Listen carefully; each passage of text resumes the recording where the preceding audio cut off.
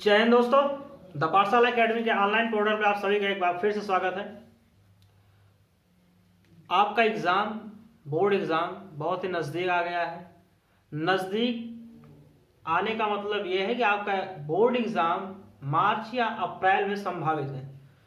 अब तक आपने क्या पढ़ा, कितना पढ़ा, कैसे पढ़ा, ये तो पता नहीं, लेकिन अब कैसे पढ़ेंगे इस पे आपकी रणनीति एकदम पक्का होनी चाहिए, क्योंकि अब आपके लास्ट के 1 से 1.5 महीना बचे हैं और इस 1 से 1.5 महीने में आपको सारे सब्जेक्ट पढ़ने हैं और सेम वेटेज, सारे सब्जेक्ट को सेम वेटेज देके पढ़ना है, क्योंकि आपको रिजल्ट अच्छा करना है।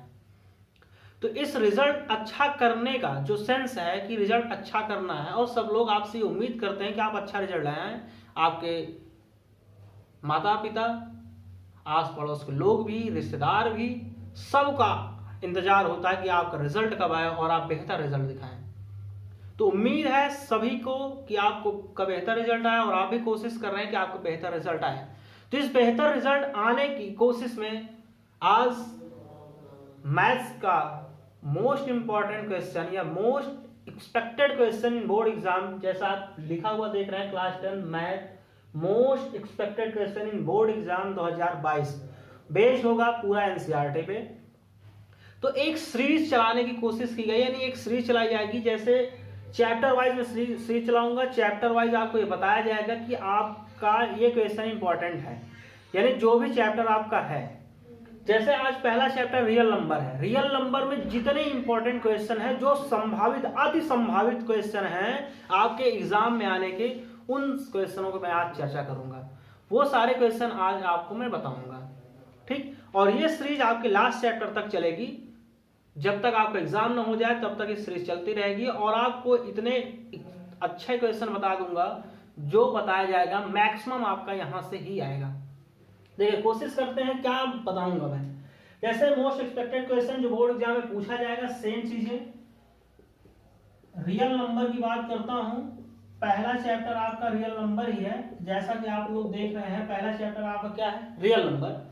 रियल नंबर्स में जितने इंपॉर्टेंट क्वेश्चन है वो सारे क्वेश्चन मैं आज आपको बताऊंगा, और आप सिर्फ उतना क्वेश्चन पढ़ लेंगे और आपको रियल नंबर में कुछ नहीं पढ़ने की आवश्यकता, ना कुछ याद करने की आवश्यकता है, ना तो रट्टा मारने की आवश्यकता है। केवल आप इनको देखें, समझें और एक बार खुद से रिवीजन कर लें, आपका 100% श्योर क्वेश्चन हो जाएगा।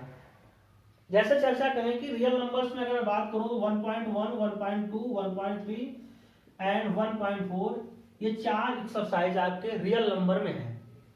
पहली एक्सरसाइज यूक्लिड लेमा पे डिपेंड है। दूसरी एक्सरसाइज यूक्लिड लेमा की ही एचसीएफ और एलसीएम पे डिपेंड है। तीसरी एक्सरसाइज इरेशनल नंबर की प्रूविंग पे डिपेंड है, अर्थात अपरिमेय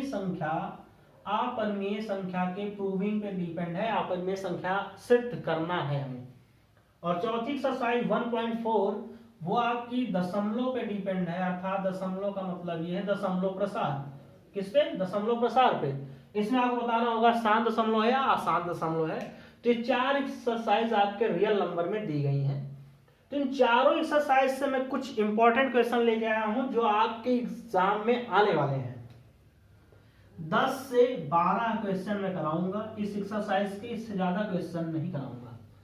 और ये 10 से 12 क्वेश्चन जो है, ये आपके क्वेश्चन एग्जाम में हूबहू छपे हुए मिलेंगे, इन्हीं 10 से 12 क्वेश्चनों में रियल नंबर के।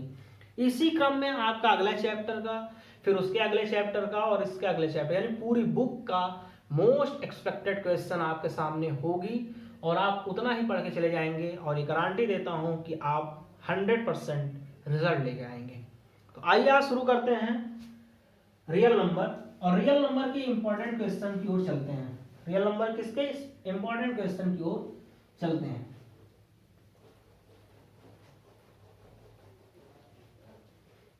तो ये जो रियल नंबर है, इनके इंपॉर्टेंट क्वेश्चन की बात कर लें, क्या इंपॉर्टेंट क्वेश्चन होगा। तो आइए क्वेश्चन को मैं लिखता हूं। क्वेश्चन नंबर 1 मोस्ट इंपॉर्टेंट है एकदम से, आप इनको देखें। 135 एंड 225 ये लिखा हुआ है, find the find HCF use of Euclid theorem. Euclid theorem क्या करना है?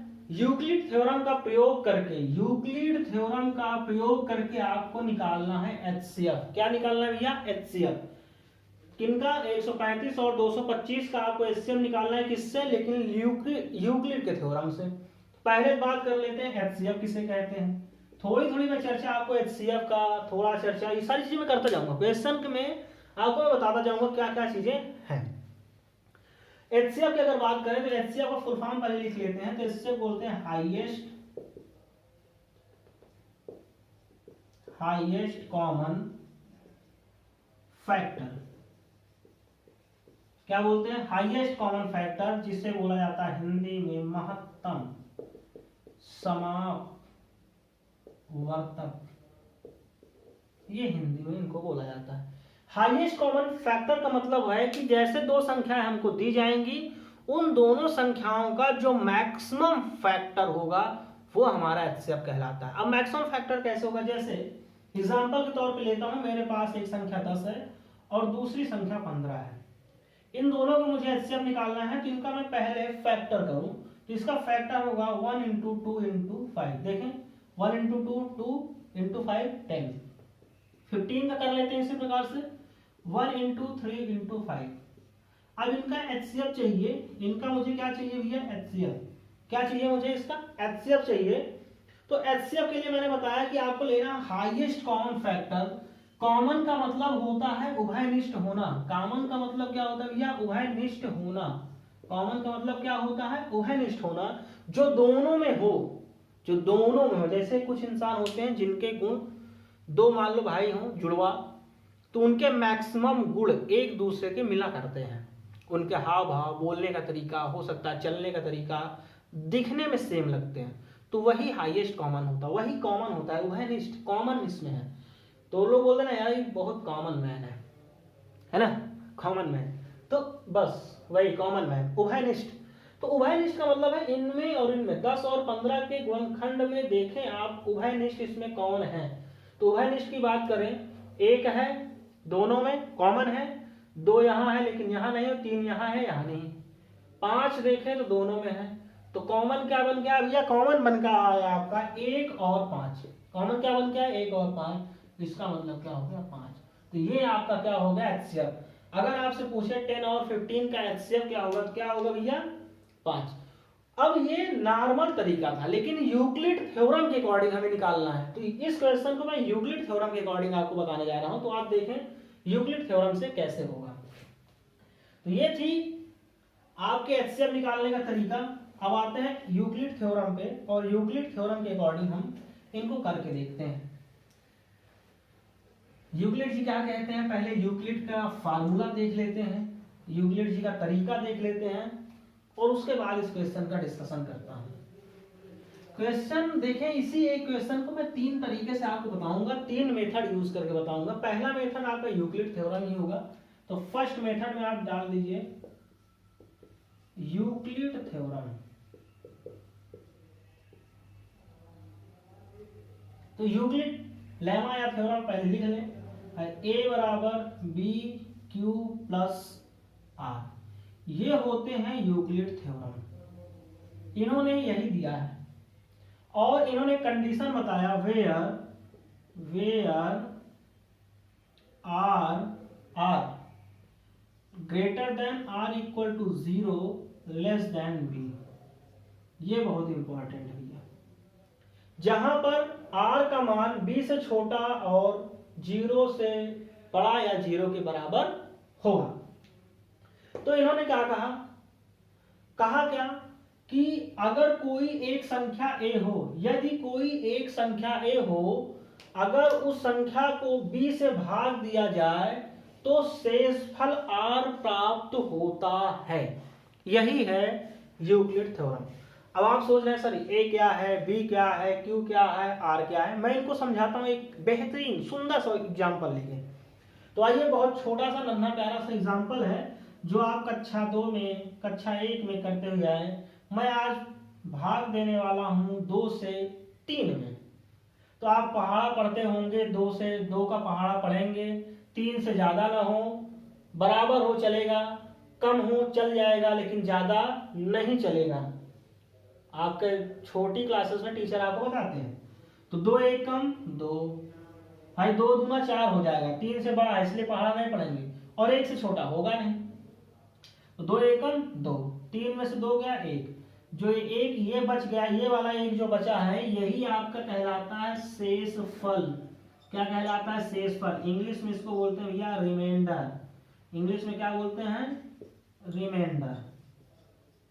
इंग्लिश में इसको रिमाइंडर बोलते हैं, और इसी को रिप्रेजेंट करते हैं भैया आर से। किससे रिप्रेजेंट करते हैं? आर से। ये जो आया, ये जितनी बार पहाड़ा पढ़े, है ना, जितनी बार, लोग बोलते हैं बहुत ज्यादा पहाड़ा ना पढ़ो हमसे, तो समझ रहे हैं टेबल पढ़ रहे हैं। हिंदी पहाड़ा होता है, इंग्लिश में टेबल होता है। टेबल हमने कितनी बार पढ़ा? 1 बार। तो ये जो 1 बार हमने पढ़ा, ये कहलाता है आपका कोसेंट। क्या कहलाता भैया? कोसेंट कहलाता है। तो ये है आपका कोसेंट, जिनको हम रिप्रेजेंट कर रहे हैं क्यू से। और ये 2 जिनसे हमने भाग दिया, ये है भैया आपके डिवाइजर। क्या है? डिवाइजर है, जिससे आप भाग दे रहे हैं। डिवाइजर का मतलब होता है भाजक, और कोसेंट का मतलब होता है भागफल। तो डिवाइजर को हमने बी से डिनोट कर लिया। और ये जो 3 लिखा हुआ, ये 3, इस 3 को बोलते हैं डिविडेंड। क्या बोलते हैं भैया? डिविडेंड, अर्थात भाज्य। क्या बोलते हैं? भाज्य। और इनको हमने डिनोट कर लिया ए से। तो देखें, माना ए कोई संख्या है जिसको बी से भाग देने पर शेषफल आर प्राप्त होता है। यही है यूक्लिड लेमा। अब इनकी करने का मैं तरीका बता रहा हूं, आप इतने का स्क्रीनशॉट ले लें थोड़ा सा, तो आपको समझ में आएंगी चीजें। चलिए, ले लिए होंगे स्क्रीनशॉट, तो आइए आगे बढ़ते हैं भाई। इन क्वेश्चन को करने का तरीका बताता हूं मैं। अब कैसे इस क्वेश्चन को करेंगे, तो देखें, सबसे बड़ी बात यह है कि आपका क्वेश्चन दिया है 135 और 225 का एचसीएफ मुझे फाइंड करना है। लेकिन किससे फाइंड करना है? यूक्लिड थ्योरम को लगाऊंगा। यूक्लिड थ्योरम मैंने लिख भी लिया, इनकी ये थ्योरम होती है, ये मैंने लिख भी लिया। कंडीशन ये होती है, मैंने वो कंडीशन भी लिख दिया। कैसे अप्लाई होता है वो मैंने बता दिया। अब मैं इसको करूंगा, करके दिखाऊंगा। तो अब आप सोच रहे हैं सर यहाँ पे ए क्या लें और बी क्या लें। ये एक टफ टास्क होता है, ए और बी क्या माने। तो मैं आपको एक चीज बता दूं, आप हमेशा एक चीज दिमाग में ध्यान रखेंगे, दिमाग में एकदम बैठा के रखेंगे कि ए जो होगा सबसे बड़ी नंबर ए के बराबर होगी और सबसे छोटी नंबर बी के बराबर होगी। तो यहाँ सबसे बड़ी क्या है? 135 और 225 में सबसे बड़ी कौन है? 225। तो ए के बराबर हो जाएगी, और बी की वैल्यू फिर 135 हो जाएगी। 2 ही संख्या है। तो ए के, अब इसी फार्मूले का हम यूज करेंगे, सेम ये फार्मूला आप यहाँ यूज करेंगे। ए के पोजीशन पे आप 225 को रख दीजिए, और भाग देने वाले हम 135 से, तो 135 बी के पोजीशन पे, और जितनी बार भाग जाएगा वो क्यू की वैल्यू होगी। तो 135 को अगर मैं एक बार ले जाता हूं तो 135 आएगा। बहुत कम है, इसलिए मैं ट्राई करता हूं कि 2 बार जाए। तो अगर मैं इनको 2 बार लेके जाता हूं, 135 को 2 बार ले गया, तो मैं यहाँ पे थोड़ा सा रफ्तार कर लेता हूँ। 135 को मैं 2 बार ले गया, 2 पंचे 10, 2 3 6 7, 2 1 कम 2, 270 आ गया, जबकि ये 225 ही है। तो 2 बार ज्यादा हो जा रहा है भैया, तो एक ही बार ले जाएंगे। एक बार ले गए, 135 से कम 135। अब 135 को 225 से घटाएंगे, भाग देते हैं तो घटाते हैं ना, तो घटाएंगे, 5 में से 5 गया 0। अब 2 से 3 तो जाएगा नहीं, तो बगल वाले भैया से उधार लेंगे। एक उधार लिए तो हो गए 12, 12 में से 3 गया 9, और ये भैया 1 हो गए, 1 में से 1 गया तो 0, 3 को लिखेंगे नहीं। अब यही आपका शेषफल बचा, तो हमने लिख लिया 90। ये है आपका शेषफल। तो अभी सॉल्व नहीं हुआ, अभी ना सोचे कि आपका आंसर आ गया, नहीं। ये प्रक्रिया तब तक आपको करना है जब तक रिमाइंडर 0 ना हो जाए। कब तक? ये विधि तब तक आपको अप्लाई करते रहना है, या ये प्रक्रिया तब तक आपको करते रहना है जब तक आपका शेषफल 0 प्राप्त ना हो जाए। शेषफल 0 प्राप्त ना हो जाए। अब आप सोचने वाली बात है, अब एक इसको माने, अब आप सोच रहे हैं ए इसको फिर माने, नहीं नहीं नहीं, हो गया, इनकी कहानी एक बार आई, दूसरी बार नहीं आएंगे। तो अब देखें हमारे पास दो संख्या बच गई, 135 और 90। अब ये संख्या बची है, तो सबसे बड़ी कौन है 135, तो ये हो गई ए की वैल्यू, और छोटी क्या है 90, तो ये हो गई बी की वैल्यू। एक तो आपका वो था जितनी बार आप लेके गए थे, एक से भी कोई मतलब नहीं होगा। अब 90 का पहाड़ा पड़े, 90 कम 90, 90 गुना 180 होता है, तो 180 135 से ज्यादा है भैया, तो एक बार जाएगा, तो एक बार लेके गए, कितनी बार लेके गए, एक बार लेके गए, प्लस 135 से हमने 90 को माइनस कर दिया 135 से, तो 5 13 में से 9 गया 4, कितना आ गया भैया 45, प्लस का 45। अभी भी रिमाइंडर जीरो नहीं हुआ, फिर से रिपीट करेंगे 90, अब ए की वैल्यू हो जाएगी 90 और बी के पोजीशन पे आ जाएगा 45, 45 से कम 45, 45 गुना होता है 90, दो बार जाएगा, और 90 से 90 घट जाएगा, कितना बचेगा 0, 0 0 0। जैसे ही 0 बचा रुक जाना है, तुरंत स्टॉप, रुक जाना है। जैसे ही रुकेंगे, अब आप सोच रहे होंगे सर एचसीएफ फिर क्या होगा, एचसीएफ वह संख्या होगी जिससे हमने लास्ट में भाग दिया। तो लास्ट में हमने भाग किससे दिया था भैया 45 से, जब 45 से भाग दिया था तो यही आपका क्या हो जाएगा एचसीएफ। तो एचसीएफ आपका कितना हो गया 45, एचसीएफ आपका कितना हो गया 45, नोट करें इसको आप लोग। तो एचसीएफ आपका 45 हो गया है। नीचे नजर ना आ रहा हो तो मैं थोड़ा सा इसको ऊपर लिख देता हूं। तो एचसीएफ आपका कितना आ गया भैया, यहां से देखें 45, एचसीएफ निकल के आया 45, ये एचसीएफ है, ये आंसर हो गया। ठीक, समझ में आया, उम्मीद करता हूं समझ में आया होगा, समझाने का प्रयास मैंने किया था। तो आइए इसको सेकंड मेथड से सॉल्व करते हैं। सेकंड मेथड इसमें लगाते हैं भैया। सेकंड मेथड बहुत ही आसान, जो आप बचपन से करते आ रहे हैं, है ना। तो बचपन से क्या करते आ रहे हैं, ऐसे सवालों को सॉल्व करते आ रहे हैं, और कुछ ना याद करें भाई, बचपन से क्या करते आ रहे हैं, बचपन से पढ़ते आ रहे हैं वो याद करें, सवालों करते आ रहे हैं वो याद करें, और कोई दिमाग में समय और कोई चीज नहीं आनी चाहिए, केवल एग्जाम और एग्जाम एग्जाम आना चाहिए हर समय, सोते जागते उठते बैठते खाते पीते हर टाइम एग्जाम। दिमाग में एग्जाम रहेगा तो पढ़ाई होगी, दिमाग में कुछ और आएगा तो पढ़ाई नहीं होगी, इसलिए एग्जाम एग्जाम एग्जाम और सिर्फ एग्जाम आना चाहिए। 135 मैंने बताया, जो छोटी है वो बी, जो बड़ी है वो ए। तो मैं भाग देने वाला हूं 135 से 225 में। ये प्रक्रिया आप करते आ रहे थे, बोलो करते आ रहे थे, करते आ रहे थे। 135 से कम 135, दो बार जाने वाला नहीं इसलिए एक ही बार जाएगा। 5 में से 5 गया 0, 12 उधार लेंगे तभी 12 होगा, 12 में से 3 गया 9, 1 में से 1 गया कुछ नहीं, 1 में से 1 गया 0। अब 90 आ गया, अब हम 90 से भाग देंगे 135 में। तो 90 से भाग किस में देंगे भैया 135 में, भाग देने की प्रक्रिया मैं यहीं पे शुरू कर लेता हूँ, यहीं पे शुरू कर लिया। तो ये 135 मैंने यहाँ लिख लिया। 90 एकम 90, दो बार जाने वाला नहीं है इसलिए एक ही बार ले गए 5, 13 में 9 गया 4, 45 से भाग अब देंगे भैया 90 में, तो ये हो गया 90, 45 गुना 90, 0 0 गया 0, 9 से 9 गया 0। तो शेषफल क्या आ गया भैया 0। जैसे शेषफल आया प्रक्रिया बंद कर दिया। लास्ट में हमने किससे भाग दिया 45 से, तो एचसीएफ हमारा क्या हो जाएगा 45। एचसीएफ क्या आएगा भैया 45, ये हमारा एचसीएफ हुआ। अब आप ये बताएं यूक्लिड थ्योरम के अकॉर्डिंग और जो नॉर्मल तरीके से हम लोग करते हैं, दोनों तरीके में 45 ही आया, इस तरीके से भी और इस तरीके से भी। अब आपके दिमाग में प्रश्न आ रहा होगा क्या सर मैं फिर इस वाली सेकंड मेथड को प्रेफर कर सकता हूं एग्जाम में। हाँ बालक कर सकते हो मेरे प्यारे बच्चों, आप कर सकते हो, बट बड़े ध्यान से सुनना, अगर क्वेश्चन में साफ साफ लिख दिया है यूक्लिड थ्योरम लगाओ, यूक्लिड के लेमा से आप इसको सॉल्व करें तो आप फर्स्ट मेथड ही लगाएंगे। अगर उसने कुछ नहीं बोला है तब आप सेकंड मेथड प्रेफर कर सकते हैं।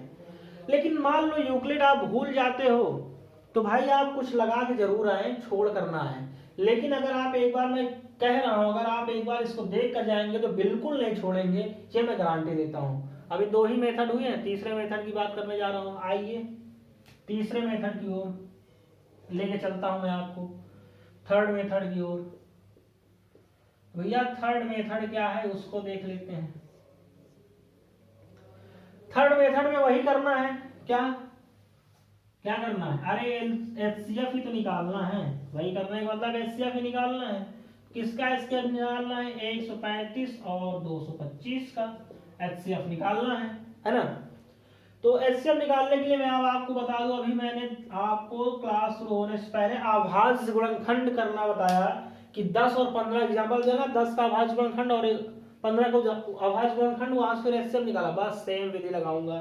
तो 135 का अभाज्य गुणनखंड करता हूं। अब अभाज्य गुणनखंड ऐसे तो किया नहीं जा सकता है ना, तो आप तरीका एलसीएम लेना, आप इसको कहता ना गुणनखंड करना, तो बस आप गुणनखंड करिए। किससे कटेगा, 3 से, 3 चौक 12, 3 पचे 15, 45 से 3 कटने वाला, 3 एकम 3, 1 बचा 15 हुआ, 3 पचे 15, अभी फिर कटेगा 3 पचे 15, 5 एकम 5, यानी 135 का भाज्य गुणनखंड कितने आए, 3 3 3 5, और एक अपने आप लगा लेंगे, कोई दिक्कत उससे होने वाली नहीं। तो 3 गुणा 3 गुणा 3 गुणा 5, ये आ गया एचसीएफ। थोड़ा इनको छोटा लिखते हैं भाई, हल्का सा छोटा लिखूंगा, बहुत ज्यादा नहीं, परेशान ना हो, आपको चमकेगा एकदम से, नजर में आएगा, नजरों से दूर जाने नहीं देंगे। ये एग्जाम है, छोड़ेंगे नहीं, है ना, नजरों से दूर बिल्कुल जाने नहीं देंगे। और एग्जाम है, और एग्जाम है तो छोड़ेंगे नहीं, छोड़ देंगे नहीं, छोड़ेंगे भाई, एग्जाम है। 135 का अभाज्य गुणनखंड 1 × 3 × 3 × 3 × 5, 3 का 9, 27 पंचे 135 होता है ना। 225, अब इसका अभाज्य गुणनखंड निकालना है, तो फिर वही गुणनखंड निकाल लो, ऐसे ही ऐसे निकाल लेते हैं, उसके बाद लिख लेंगे यहाँ। तो भैया 2 से तो कटेगा नहीं, 3 से कटेगा, 3 से 21, 1 बचा, 3 पचे 15, 75 भी कटेगा, 3 दूना 6, 1 बचा 15, 3 पचे 15, अब 5 से कटेगा, 5 पचा 25, 5 एकम 5, कितना अभाज्य गुणनखंड आया, 3 3 5 5, एक अपने आप लगा लेंगे, 3 गुणा 3 गुणा 5 गुणा 5। अब देखें एचसीएफ निकालने का तरीका। अब यहां से मुझे निकालना है इसका एचसीएफ, क्या निकालना है भैया, एचसीएफ निकालना है। तो ये मैंने एक लाइन खींचा और यहां लिखा एचसीएफ। एचसीएफ निकालने के लिए मैंने बताया था हाईएस्ट कॉमन फैक्टर, आपको कॉमन चीजें खोजना है। 135 और 225 के गुणनखंड में जो कॉमन होगा वही इसका एचसीएफ होगा, जो कॉमन नहीं होगा उसको हम छोड़ देंगे।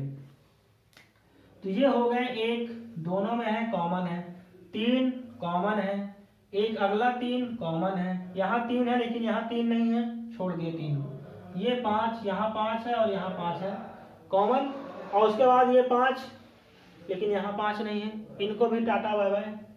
तो क्या बचा, 1 × 3 × 3 × 5, 3 का 9 बचे 45, कितना एचसीएफ आ गया भैया, 45। बताएं 45 आया, दिमाग में कुछ चमका, समझ में आया, 45 45 45, तीनों विधि से 45 ही आंसर आया। अरे 45 आएगा ही, एचसीएफ है भाई, तीनों कोई अलग विधियां नहीं है, आसमान से नहीं टपके हैं, तीनों लगभग सेम मेथड है, बस करने का तरीका अलग है। अगर क्वेश्चन ने बोल रखा है कि यूक्लिड थ्योरम से करें, तब पहला मेथड प्रेफर करने वाले हैं। अगर इसने बोल दिया कि आप फैक्टर मेथड से करें, तो ये फैक्टर मेथड तीसरे मेथड पे आएंगे। अगर उसने कुछ नहीं बोला तो आप दूसरे से करें, चाहे तीसरे से करें, चाहे पहले से करें, ये आपकी मर्जी है, जो करना चाहें कर सकते हैं। तो इतनी बात समझ में आई होगी आई थिंक, मुझे उम्मीद है कि आपको ये चीजें समझ में आई होंगी। तुरंत स्क्रीनशॉट ले लें, एक क्वेश्चन और